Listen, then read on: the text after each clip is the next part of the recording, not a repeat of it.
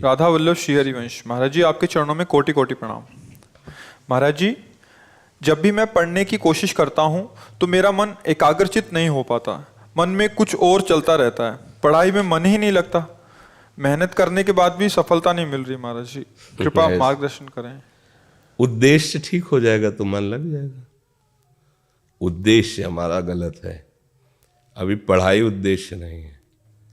अगर ठीक से उद्देश्य बन जाए पढ़ाई का तो कैसी बात करते हो। उद्देश्य में बहुत बड़ी ताकत होती है।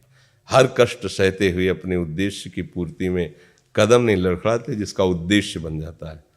उद्देश्य बन जाए तो ब्रह्मचारी हो, उद्देश्य ठीक हो, एक बार पढ़ लोगे, 1000 वर्ष अगर जीवित रह कभी भी पूछ लो बात आ जाएगी उसके दिमाग में।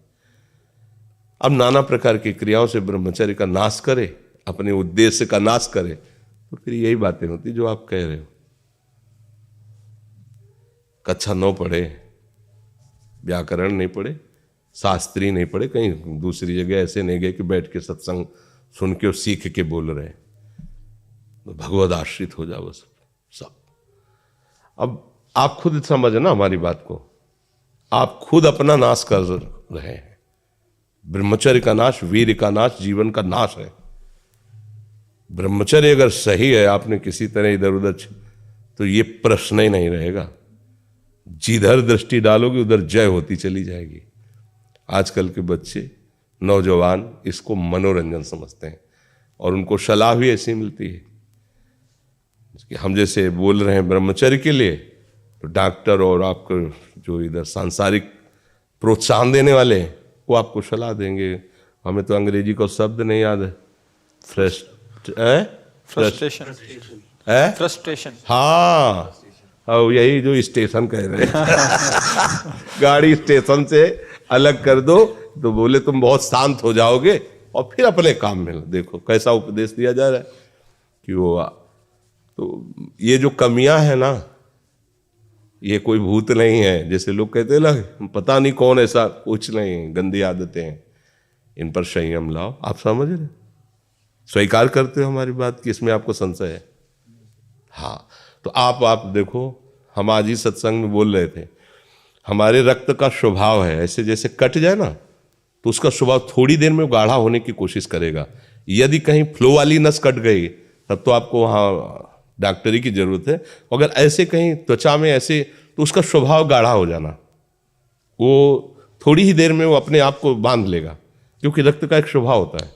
अगर वो बाहर किसी तरह भी आया तो ठंडा होकर गाढ़ा हो जाएगा, वो रोक लेगा। इसकी आखिरी परिणति है वीर्य, वो स्वयं से नहीं निकलता, वो इससे भी गाढ़ी वस्तु है, वो घर्षण से निकलता है। अगर आप उसको गर्म न करें चिंतन के द्वारा, क्रिया के द्वारा, तो नहीं निकलेगा। और जब हम उसको, तो फिर वो जीवन को नष्ट, प्राय इस पर बच्चियां ध्यान ही नहीं देते कि ये कोई मार्ग भी है। और परिणाम क्या होता है कि फिर वो संसार में, जिसे डिप्रेशन कहते हैं, मानसिक रोग से ग्रसित हो जाते हैं, क्योंकि इसका परिणाम यही है। या तो आपको प्रमाद और आलस्य युक्त होकर समाज से अलग पड़ा रहना पड़ेगा, और या फिर आखिरी कि आत्महत्या कर लें, ऐसी सलाह आपका मन देगा, ऐसी स्थिति में पहुंचा देगा। इसलिए हमें लगता है जब तक ब्याह न हो तब तक ब्रह्मचर्य से रहो, ब्याह भी हो जाए तो संयम से रहे। ये जीवनी शक्ति है, ये किसी के साथ खिलवाड़ नहीं करना चाहिए। पढ़ाई लिखाई वो कैसे तुम्हें बताए, अभी आप छेड़ना मत। जैसे लोग कहते ना, मैं बहुत परेशान हूं, कुछ करता नहीं हूं, ऐसा हो जाता है वैसा हो जाता है। तो आपको हम बता रहे, रक्त का स्वभाव है जैसे, तो इसकी आखिरी परिणति है वो वीर। उसका स्वभाव नहीं है बहना, उसका स्वभाव ऐसा है, उसको जब तक ताप नहीं लगेगा तब तक वो बाहर नहीं हो सकता।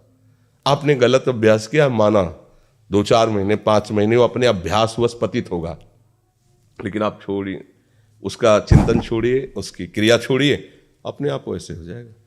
जैसे रक्त है, आप 1 महीने में देना शुरू करो, जो देने का नियत कितना, 100-200 ग्राम 500 ग्राम जो भी दिए, 300 जो भी आप दीजिए, हर महीने तैयार हो जाएगा।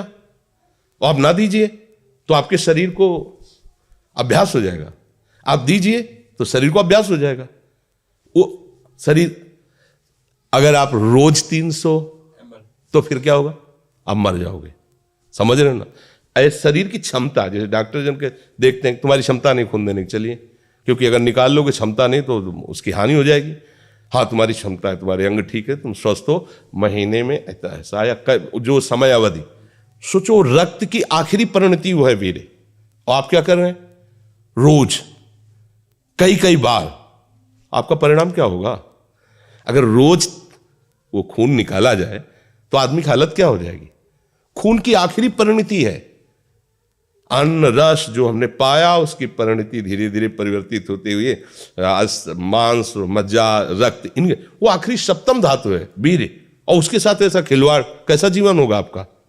तो इस पर कोई विचार ही नहीं करता, समझता है ये तो केवल बाबा जीओं का विषय। नहीं, आप मनुष्य शरीरधारी हो, आपको भी संयम से चलना है, और जब तक ज्ञान हो तब तक तो संयम से ही चलना चाहिए। बच्चे बच्चियों को तो गृहस्थी में अच्छे गृहस्थ बनेंगे जाकर, फिर उनकी हानि नहीं हो पाएगी उतनी। अब पहले से ही तो फिर अब वो पढ़ाई में मन कैसे लगे जब आपके पास पढ़ाई वाली सामग्री ही नहीं रह गई है? पहले क्या होता था, जैसे गुरुकुलों में स्मृति आपकी कमजोर हो रही है तो मेधा शक्ति बलवान करने के लिए ब्राह्मी उसको पिलाई जाती थी, ब्राह्मी है ये चीजें। क्यों? क्योंकि उनमें इतनी शीतलता, उनमें पौष्टिकता है कि वो वीर का वर्धन करके वीर को रोकेंगी, खास बात उसमें होती थी। अब हम इस बात को ना समझ करके फ्रेंड बनाते हैं और वो विनाश का खेल खेलते हैं जो हमारी सारी सांसारिक और पारमार्थिक दोनों उन्नति का नाश कर देता है। अब उस प्रश्न का क्या होता है? अब उसके लिए क्या सलाह? आप सही ढंग से रहो, अच्छा खाओ पियो, थोड़ा व्यायाम करो, सबके प्रति पवित्र भाव, अभी आप आनंद में आने लगोगे। और जैसी आदतें आजकल हो रही, आनंद वाली तो है नहीं, ये तो पतन वाली ही है। 4 दोस्त मिलते हैं, मदिरा पान करते हैं, गांजा और तो और क्या ड्रग्स फ्रग्स। आप बताओ क्या होगा? आप इतना विष डाल रहे हो अपने अंदर, इसलिए विषैली चीजें डाल रहे हो, ऐसी गंदी आदतें डाल, आपका जीवन क्या होगा? कैसा खिलवाड़ किया जा रहा है मनुष्य शरीर से, जबकि ये देव दुर्लभ देही है भगवत प्राप्ति, इसके साथ कैसा?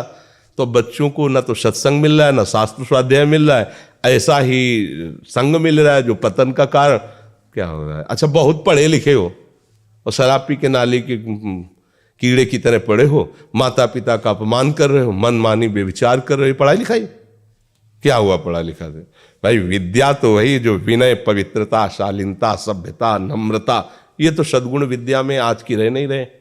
पढ़े लिखे माता पिता को ऐसे डांट देते जैसे कोई नौकर से बात करता है, हम स्वतंत्र हैं। अरे विषयों के गुलाम तू कब स्वतंत्र हो गया? स्वतंत्र तो परमहंस जन होते हैं जिन्होंने इंद्रियों को अब जीत लिया और भगवद आनंद में मस्त हो, वो स्वतंत्र हैं।